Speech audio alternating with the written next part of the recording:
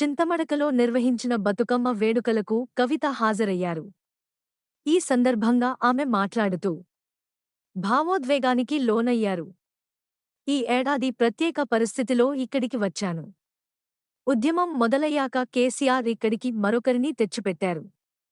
కొందరు సిద్దిపేట, చింతమడక తమ ప్రైవేట్ ప్రాపర్టీలా వ్యవహరిస్తున్నారు. చింతమడక చిరుత పులులను కన్నది.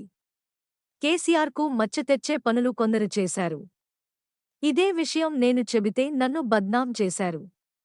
నా కుటుంబం నుంచి నన్ను దూరం చేసిన వాళ్లను వదలను అని కవిత అన్నారు. అవునా కాదా?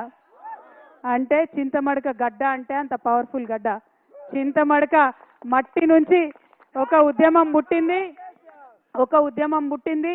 దానితోని దేశ చరిత్ర మారింది, మన రాష్ట్ర చరిత్ర మారింది. మరి అదే చింతమడక గడ్డ నుంచి ఇవాళ ఇక్కడికి నన్ను ఆహ్వానించి బతుకమ్మకు రమ్మని మీరు నన్ను పిలిచినందుకు చాలా సంతోషం. ఎందుకంటే చాలా ఏండ్లు నేను రాలేదు చింతమడకకు, మీ అందరికి కూడా తెలుసు. కానీ ఈ సంవత్సరం ప్రత్యేకమైన పరిస్థితులు ఉండే, పోయిన సంవత్సరం ఇంకొక రకమైన బాధాకరమైన పరిస్థితులు ఉండే. కానీ ఈ సంవత్సరం ప్రత్యేకమైన పరిస్థితుల్లో కూడా మరి నన్ను హక్కున చేర్చుకొని మీరందరికీ ఇక్కడికి రమ్మన్నందుకు నిజంగా ధన్యవాదాలు. మీకు ఒక మాట చెప్పాలి, ఎవరికైనా కన్న ఊరంటే చాలా ప్రేమ ఉంటుంది. ఎవరికైనా కూడా సొంత ఊరిలో అనేకమైన జ్ఞాపకాలు ఉంటాయి. నాకైతే చిన్నప్పటి నుంచి మన చింతమడకలో కులాలకు మతాలకు అతీతంగా అందరం కలిసి అన్ని పండుగలు చేసుకున్నట్టు చాలా బలంగా గుర్తుంది.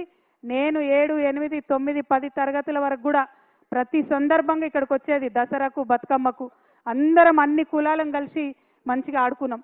మీరు ఏదైతే మన చింతమడక ఏదైతే నాకు నేర్పించిందో అన్ని కులాలను కలుపుకోవాలి, అన్ని మతాలను కలుపుకోవాలని మన చింతమడక ఏదైతే నేర్పించిందో నేను దాన్నే ధైర్యంగా తీసుకొని మొత్తం తెలంగాణ అంతా తిరిగి ప్రతి పల్లెలో ఈ బతుకమ్మను తీసుకొని తిరిగిన.